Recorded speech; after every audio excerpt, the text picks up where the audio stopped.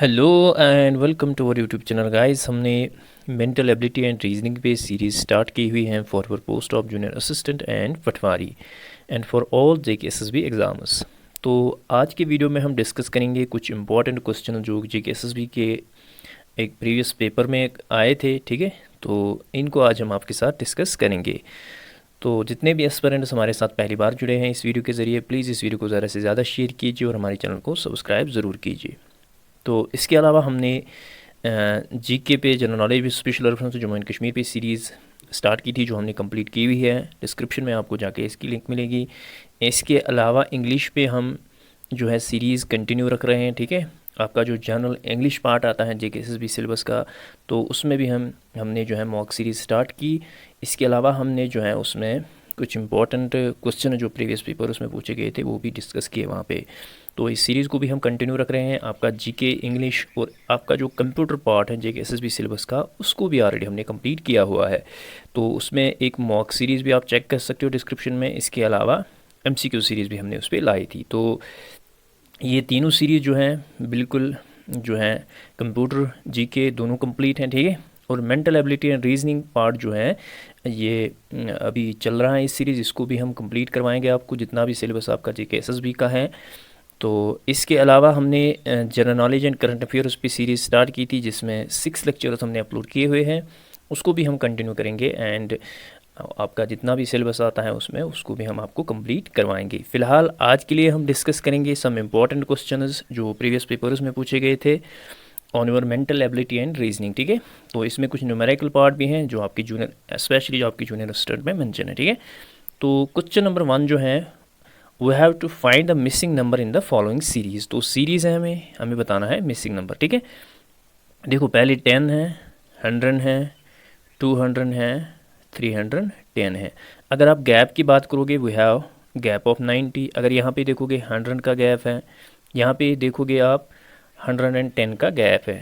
अगर इनके आप गैप के रिलेशन देखोगे, मुझे लगता है कि इसमें 10 का एडिशन हो रहा है, ठीक है। पहले 90 फिर 100 फिर 110, इसका मतलब है आगे जो नंबर होगा उसमें 120 का एडिशन होगा, ठीक है। 110 उसके बाद 120, सो 310 प्लस 120 ये कितना आएगा, इट इज़ 034, इट इज़ 430। सो हमारी जो नेक्स्ट टर्म होगी दैट विल बी 430, ठीक है। तो यहाँ पे ऑप्शन नंबर ए जो है इसका करेक्ट आंसर आएगा, ठीक है। So option number A will be correct. Next question जो है that is regarding your profit and loss. तो क्वेश्चन में बताया गया है कि if the price of a commodity is increase by 50%, ठीक है। तो एक कमोडिटी है उसका प्राइस जो है 50% बढ़ गया। By what fraction must it is consumption be reduce so as to keep the same expenditure on it is consumption, ठीक है।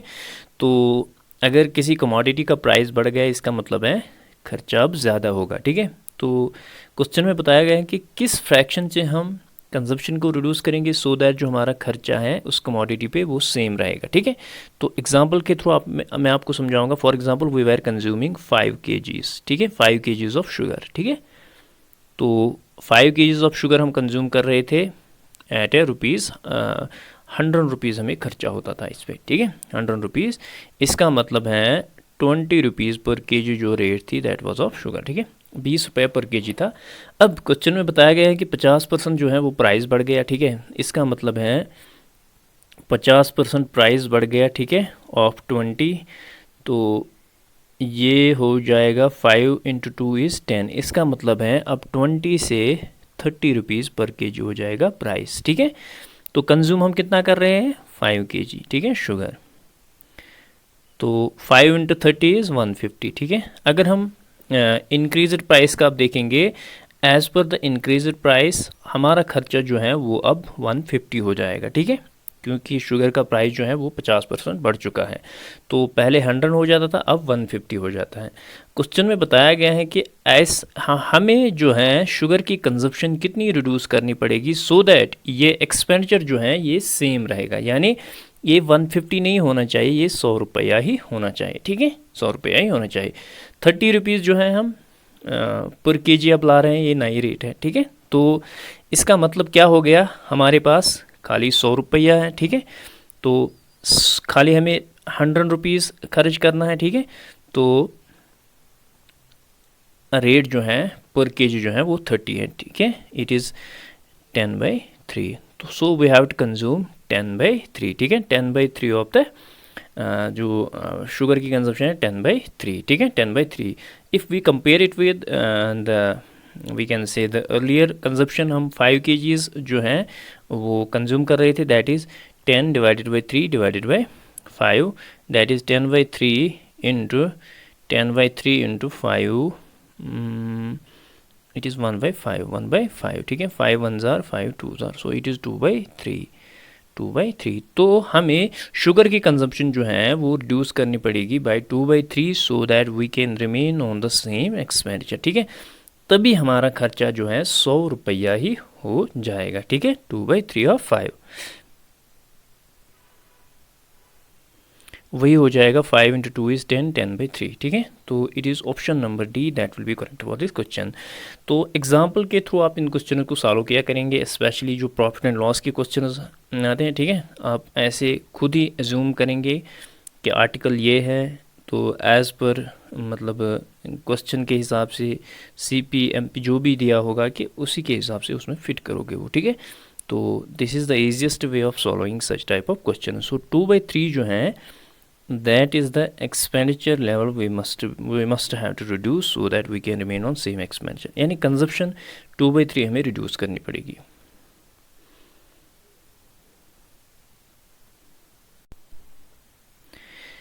Another question is regarding your average topic, ठीक है। तो क्वेश्चन में बताया गया है कि the average weight of A group of 7 boys is 56 kg। तो 7 बच्चों का जो एवरेज वेट है वो है 56 kg। The individual weight in kgs of 6 of them और दिस, ठीक है। तो 6 बच्चों का जो है इंडिविजुअल वेट दिया गया है वो कितना है, वो है आपका 52 है, 57 है, 55 है, 60 है, 59 है and 55। Find the weight of the 7th boy, ठीक है। बहुत ही ईजी क्वेश्चन है, ठीक है। अगर आप यहाँ पे देखोगे एवरेज ऑफ 7 बॉयज़ कितना है 56, तो सम कितना आएगा, सम ऑफ एजेस ऑफ 7 बॉयज़ कितना आएगा, वो आएगा 7 × 56, ठीक है। 7 × 56 जो है that will be equal to 7 6 are 42, 7 5 are 35, 35 plus 4 is it is 39, तो वो कितना आएगा 392। ये 7 बॉयज़ का सम ऑफ एजेस आएगा। अब गिवन है कि 6 का दिया हुआ है, ठीक है।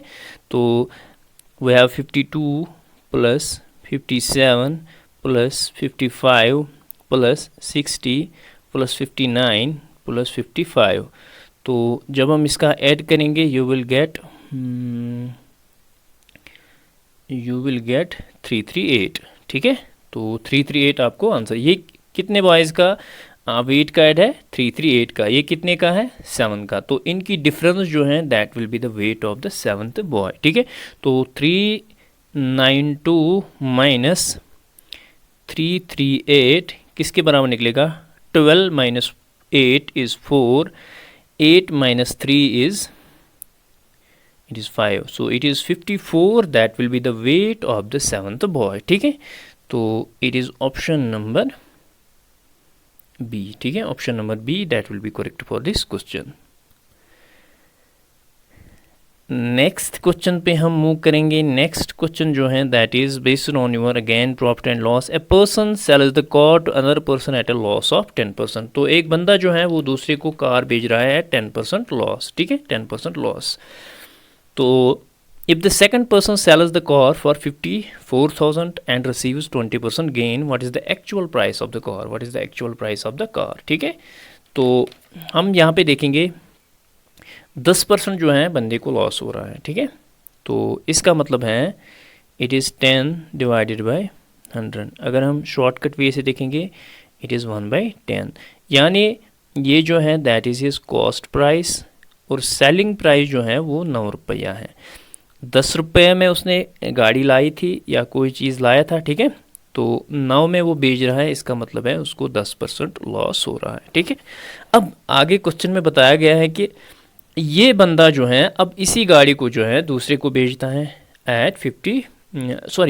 दूसरे को बेचता है एंड वो आगे जो है इसको 54,000 में बेचता है, ठीक है। इसका मतलब एंड रिसीव्स 20% गेन। इसका मतलब क्या हो गया, ठीक है, इसका मतलब ये हो गया अगर हम एज्यूम करेंगे कि उसका कॉस्ट प्राइस जो है x है, ठीक है, प्लस 20% ऑफ x किसके बराबर है, 54,000 के बराबर, ठीक है। एक कॉस्ट प्राइस कितना होगा उसका, और प्लस 20% जो उसने गेन किया वही होता है सेलिंग प्राइस। तो सेलिंग प्राइस क्या होता है actually, cost price plus gain या कॉस्ट प्राइस माइनस लॉस, ठीक है, या तो लॉस होगा या तो गेन होगा। तो यहाँ से हमें x का वैल्यू निकलेगा, that will be his cost price. अब इसका कॉस्ट प्राइस जो है that will be the selling price of the first person, क्योंकि वो A जो है B को बेच रहा है, ठीक है। अगर A गाड़ी B को बेच रहा है, अगर ये बेच रहा है तो ये सेलिंग प्राइस पे बेच रहा है, अगर ये ले रहा है तो ये कॉस्ट प्राइस के ले रहा है। इसका मतलब है कि X जो है यहाँ पे कॉस्ट प्राइस है किसका, B पर्सन का, सेकंड पर्सन का, वो होगा selling price of A person. पहले हम इसका X निकालेंगे, ठीक है। जब आप इसका निकालोगे X plus it is 20/100 into X equal to 54,000। तो ये बिल्कुल ईजी है अगर आप इसको सॉल्व करेंगे, ठीक है भाई। 100x प्लस 120, ठीक है। यहाँ पे थोड़ा सा मैं इसको लिखता हूँ, it is x plus 20/100 into X equal to 54,000, ठीक है, 54,000। तो ये हो गया 100 प्लस 20, ये 120x डिवाइडेड बाई 100 किसके बराबर निकलेगा, 54,000 के। तो 120x किसके बराबर निकलेगा, 54,000, और ये 2 0 और ऐड हो जाएंगे, यानी मल्टीपल हो जाएंगे, 1 0 और 1 0 कैंसिल। तो x किसके बराबर निकलेगा, 54, 1 2 3 4 zeros डिवाइडेड बाई 12, ठीक है। जब आप इसको डिवाइड करोगे यू विल गेट एज 45,000 जो है आपको आंसर निकलेगा। अब ये क्या है 45,000, ये है A का सेलिंग प्राइस, B का कॉस्ट प्राइस, ठीक है, B का कॉस्ट प्राइस। तो A जो है A का सेलिंग प्राइस है क्योंकि उसने जो है कार इतने में बेची थी, B ने जो है इतने में ले ली थी, इसका मतलब है ये उसका कॉस्ट प्राइस हो गया, ठीक है, कॉस्ट प्राइस हो गया, ठीक है। सो 45,000 जो है, अब हम A पे आएंगे, ठीक है, A पे आएंगे, हमें actual price of the car निकालना है, ठीक है, एक्चुअल कितना था प्राइस कार का, ठीक है। अब A जो है A का सेलिंग प्राइस जो है वो कितना है 45,000, लेकिन उसको 10% लॉस हो रहा है, इसको 10% लॉस हो रहा है। उसको अगर 10% लॉस हो रहा है इसका मतलब क्या हो गया, ठीक है, इसका मतलब ये हो गया कि selling price minus 10% of selling price वो किसके बराबर है 45,000 के। आपको समझ आ रहा होगा, उसने पहले गाड़ी कितने में ली होगी और उसमें से उसका 10% गया और वो कितना बचा 45,000, वही उसका लॉस हो रहा है। तो जब आप इसको सॉल्व करेंगे you will get x minus it is 10/100x equal to 45,000, ठीक है। तो it is 100 minus 10 it is 90x equal to 45, 3 zeros और ये 2 zeros इसमें ऐड हो जाएंगे। तो जब आप x का वैल्यू निकालोगे you will get 50,000 as it is value. तो x जो है दैट इज़ 50,000 और ये x है क्या, it is the actual cost price. तो A ने जो है ये गाड़ी एक्चुअल में 50,000 में ख़रीदी थी, तो बाद में जो है इसको 45,000 में बेच दिया, ठीक है, तो इसका 10% घाटा हो गया। तो B जो था उसने आगे जो है 54,000 में गाड़ी ली, सॉरी 54,000 में गाड़ी बेची, जिसकी वजह से उसको 20% का गेन हुआ, ठीक है। तो this is the simplest approach you can solve this question, ठीक है। तो ये समझना है थोड़ा कॉस्ट प्राइस सेलिंग प्राइस होता क्या है, ठीक है, तो इस चीज़ को आपको अच्छे से समझना है। Next question is regarding your ratio, ठीक है। तो the number of students in 3 classes in the ratio, ठीक है, 2:3:4, ठीक है, 2:3:4। तो ये रेशो है स्टूडेंट्स का। If 12 students are added are increased in each class this ratio is, तो नया रेशो जो है वो बन रहा है 11:14, किसकी वजह से, तो सभी में जो है +12 ऐड हो रहे हैं, ठीक है। इसका मतलब है ये गैप जो है इन दो के दरमियान इट इज़ एक्चुअली ऑफ 12। तो ये किसकी वजह से आ रहा है ये गैप, क्योंकि 12 स्टूडेंट जो हैं वो ऐड हो चुके हैं सेक्शंस में, वो ऐड हो चुके हैं 3 सेक्शंस में या 3 क्लासेस में, ठीक है। अगर आप यहाँ पे ध्यान दोगे 8 माइनस 2 इज 6, 11 माइनस 3 कितना आएगा, इट इज़ 8, 14 माइनस 4 इज़ 10। देखो अगर आप यहाँ पे ध्यान दोगे 6, 8, 10, ऐड जो है इसमें भी 12 हो रहे हैं, ऐड जो है इसमें भी 12 हो रहे हैं, ऐड जो है इसमें भी 12 हो रहे हैं, लेकिन रेशो जो है वो सेम यहाँ पे नहीं, रेशो गैप जो है वो सेम नहीं है यहाँ पे, ठीक है। तो अगर ये रेशो गैप आपकी सेम होगी, इसका मतलब है वो गैप जो है वो आपके 12 के बराबर होंगे, लेकिन हम यहाँ पे ये 12 के बराबर नहीं ले सकते क्योंकि इसमें गैप 6 का है, इसमें 8 का है, इसमें 10 का है। तो you should always try so that कि आपको जो है ये गैप जो है रेशोज़ की ये सेम होनी चाहिए। उसके लिए हम क्या करेंगे, देखो हम यहाँ पे जो है 2, 3, 4 इसको हम मल्टीप्लाई करेंगे बाई 3, तो ये क्या बनेगा 6, 9, 3 4 ज़ार 12। और जो हमारा नया रेशो है ऑलरेडी, ठीक है, तो अगर आप किसी रेशो को मल्टीप्लाई कर रहे हो किसी नंबर से, उससे कोई फ़र्क ही नहीं पड़ता है इसको, ठीक है, you are multiplying them all. तो नया रेशो जो है वो 8, ठीक है, 11 और 14 है, ठीक है। अगर आप गैप देखोगे 8 minus 6 2, 11 minus 9 2, 14 minus 12 it is 2। तो अब ये गैप जो है वो सेम है, ठीक है। तो ये हमारा है, ठीक है, दीज आर द स्टूडेंट्स जब हमने 12 ऐड नहीं किए थे। तो ये कितने आएंगे 6 प्लस 9, यहाँ पे x हम ऐड करेंगे for example number of students, तो 9 प्लस 6 इज़ 15, 15 प्लस 12 इज़, तो हमारे पास 27x आ रहे हैं, ठीक है, 27x आ रहे हैं, ठीक है। तो अगर हम यहाँ पे गैप देखेंगे, अब गैप है 2x का, ठीक है, गैप है 2x का, लेकिन 2x किसके बराबर है, these are actually equal to 12 students, ठीक है, 12 स्टूडेंट्स के बराबर। x जो है आपका किसके बराबर निकलेगा, 12 डिवाइडेड बाई 2 दैट इज़ 6। तो x जो है आपका किसके बराबर निकला, 6। You have to find the total number of students in 3 classes in the beginning. तो बिगनिंग के हमारे कितने पास स्टूडेंट्स थे, 27x, इट इज़ 27x किसके बराबर है, 6 के बराबर। 6 7 ज़ार 42, ठीक है, 4 कैरी, 6 2 ज़ार 12, 12 plus 4 is 16, so it is 162 that will be correct for this question. तो बिगिनिंग में हमारे स्टूडेंट्स जो थे वो 162 थे, ठीक है। तो this is the approach to this question, ठीक है। अगर आपको इस टाइप का क्वेश्चन आए and you should use the same approach for solving such type of question, तो 162 जो है that will be correct answer.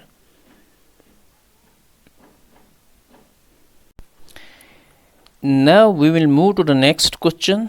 Next question जो है that is based on your time and work. A and B together can complete a work in 15 days. ठीक है, A और B मिल के जो है कोई काम 15 दिन में कर रहे हैं, ठीक है। तो and B alone in 20 days. So B जो है वो यही काम जो है कितने दिनों में कर रहा है, 20 डेज में कर रहा है। तो मैंने बार बार आपको बताया हुआ है, whenever you are facing time and work question is always try to find the total work and the work done in one day, ठीक है। उसके लिए आप LCM निकालोगे टोटल वर्क के लिए। तो 15 और 20 का LCM कितना निकलेगा, ठीक है, इट इज़ 5 3 ज़ार 15, 5 4 ज़ार, तो 5 3 ज़ार 15 इंटू 4 कितना आएगा, इट इज़ 60। तो 60 जो है वो आएगा यहाँ पे LCM, यानी that is the total work, ठीक है। तो टोटल वर्क जो है फॉर एग्जांपल 60 चेयर्स टोटल बनाने हैं। तो A और B जब इकट्ठा काम करते हैं उनको 15 दिन लगते हैं, जब B अकेले में करता है उसको 20 डेज। तो वन डे में ये कितना काम कर रहे होंगे, 60/15 दैट इज़ 4। एक दिन में ये दोनों 4 चेयर्स बना रहे हैं। और B अगर अकेले काम करेगा 60/20 दैट इज़ 2 3 ज़ार, तो B जो है अकेले में 3 चेयर्स बनाता है, ठीक है। A और B इकट्ठे में 4 बना रहे हैं, B जो है अकेले में 3 बना है। इसका मतलब है 4 - 3 दैट इज़ 1। 1 जो है that is the one day work of A जो है 1 चेयर पर डे बनाता है, ठीक है। अब क्वेश्चन पूछा गया है in how many days A can alone complete the work, ठीक है। एक दिन में 1 चेयर बना रहा है, टोटल चेयर्स कितनी बनानी है उसको 60। तो इसका मतलब है अगर ये एक दिन में 1 बना रहा है तो 60 चेयर को कंप्लीट करने के लिए उसको 60 डेज लगेंगे, ठीक है। So it is option number A that will be correct for this question, ठीक है। 60 डेज जो है इसका करेक्ट आंसर आएगा। Next question is based on your series, ठीक है। We have 18, 28, 40, 54, 70, we have to find the next term, ठीक है, नेक्स्ट नंबर। 18 से जो है 28, इसका मतलब है +10 हो रहा है। 28 से 40, इसका मतलब है 12 ऐड हो रहे हैं, ठीक है। 14 ऐड हो रहे हैं, आई थिंक 16 ऐड हो रहे हैं, इसका मतलब है आगे जो है 18 ऐड होंगे, ठीक है। तो नेक्स्ट नंबर जो है that will be with the addition of 18। So 70 + 18, it is 8, 7 + 1 is 8, so next term will be 88, so it is option number B that will be correct for this question, ठीक है। Option number B जो है इसका correct answer आएगा। Let us move to the next question. Next question जो है that is based on your letter series, ठीक है। तो RAPMAPHOTFUN, ठीक है। तो हमेशा आप याद रखोगे when you are dealing with coding decoding letter series, इसको जो है एज ए वर्ड आपको नहीं पढ़ना है, ठीक है। तो RAP यानी रैप आपको नहीं पढ़ना है, या मैप, हॉट, फन, ये वर्ड्स नहीं होते हैं, these are actually the coding, ठीक है। तो आपको RAP पढ़ना है, MAP पढ़ना है, HOT पढ़ना है, FUN एज पढ़ना है, ठीक है, वैसे ही पढ़ना है, ठीक है। तो वो को लेके आप रैप का मानी ढूंढोगे, मैप का या हॉट का या फन का, वैसा नहीं होता है, ठीक है। मैंने ऑलरेडी आपको बताया हुआ है कि whenever you are approaching such type of question always try to find the connectivity between the first letter, ठीक है। अगर आप यहाँ पे देखोगे R के बाद MNOPQ, ठीक है, 4 लेटर्स का गैप आ रहा है। H और M में ABCDEFHIJKL बिल्कुल 4 लेटर्स का गैप आ रहा है, ठीक है। F और H ABCDEFG तो एक ही लेटर का गैप हो रहा है, ठीक है। इसका मतलब है ये वाला अप्रोच बिल्कुल भी नहीं लगेगा इसमें, ठीक है, इसको हम काटेंगे ही, ठीक है। अब हम नेक्स्ट लेटर्स को कनेक्ट करेंगे, ठीक है। ए को A, अगेन A, फिर O, बिल्कुल नेक्स्ट लेटर जो है उसका भी कोई कनेक्शन नहीं जा रहा है, ठीक है। अब हम रिवर्स का देखेंगे, ठीक है। अगर हम रिवर्स का देखेंगे, R को कनेक्ट करेंगे P के साथ, P को H के साथ, H को N के साथ, तो R और P क्यों एक लेटर का गैप आ रहा है, ठीक है। P और H, अगर हम P और T का देखेंगे यहाँ पे R S 2 लेटर्स का गैप, तो ये भी नहीं आ रहा है, ठीक है।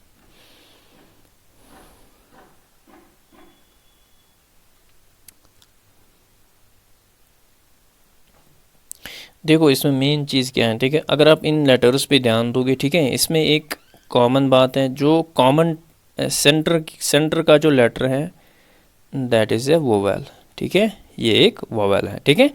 यहाँ पे भी आप देखोगे AAHU, ठीक है। सेंटर लेटर जो है सभी वर्ड्स का वो क्या है, वोवेल। यहाँ पे अगर आप आंसर पे ध्यान दोगे, ठीक है, we have HNE, we have PGI, STN, there is only one letter that is CAT, cat, ठीक है, CAT, cat।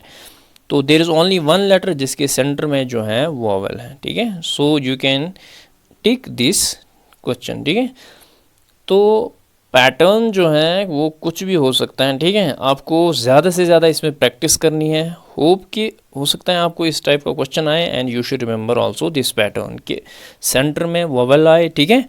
तो नीचे जो आंसर्स हैं उसमें से कोई ऐसा आंसर होगा जिसके सेंटर में वोवेल होगा, ठीक है। This is one of the type of question, ठीक है। तो अगर आपने इसको नहीं देखा होगा, हो सकता है कि आपके माइंड में उस टाइम ये हिट ना करे, ठीक है। इसीलिए मैं बार बार बोल रहा हूँ कि आप ट्राई करो different patterns of questions, so that कि एग्ज़ाम में जो है आपको उनमें से कोई क्वेश्चन वहाँ पे दिखे, ठीक है। नेक्स्ट क्वेश्चन जो है दैट इज़ आपका कोडिंग डिकोडिंग पे क्वेश्चन है, ठीक है। Coding decoding is blend. देखो जब भी आप कोडिंग डिकोडिंग का क्वेश्चन किया करोगे, BLEND, उसका कोडेड फॉर्म आप बिल्कुल उसके नीचे लिखा करोगे, ENHP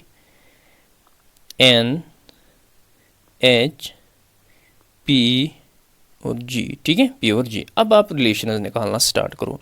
ABCD 2 लेटर्स का गैप है, LM 1 लेटर का गैप है, EFG 2 लेटर्स का गैप है, NOP 1 लेटर का गैप,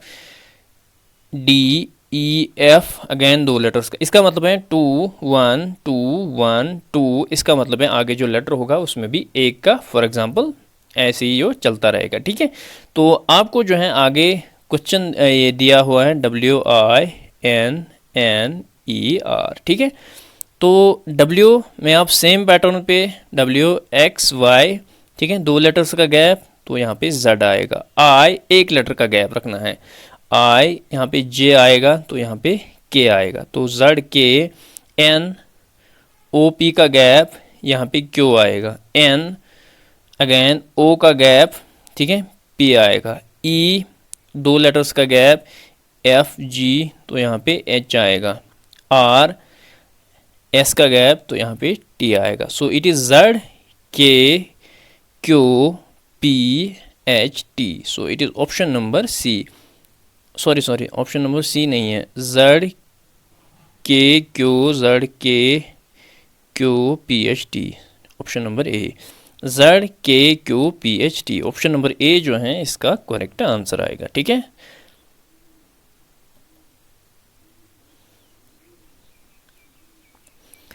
नेक्स्ट क्वेश्चन जो है that is based on your direction sense. तो क्वेश्चन में बताया गया है कि Purushottam walks 5 kilometre towards east, ठीक है।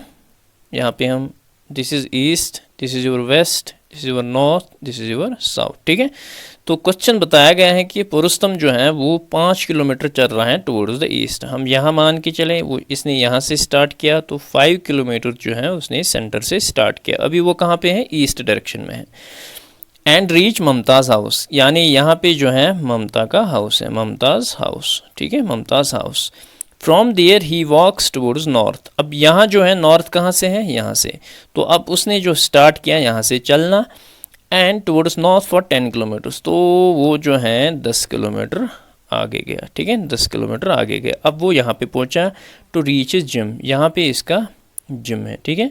तो घर जो है उसका यहाँ पे है, वो पहले यहाँ पहुँचा ममताज़ हाउस, उसके बाद उसने नॉर्थ डायरेक्शन ले ली, तो वो जिम पहुँच गया। अब क्वेश्चन बता रहा है his gym is in which direction of his home, इसका जिम जो है वो किस डायरेक्शन में उसके होम से। तो होम जो है इसका बिल्कुल यहाँ पे है, जिम जो है वो यहाँ पे है।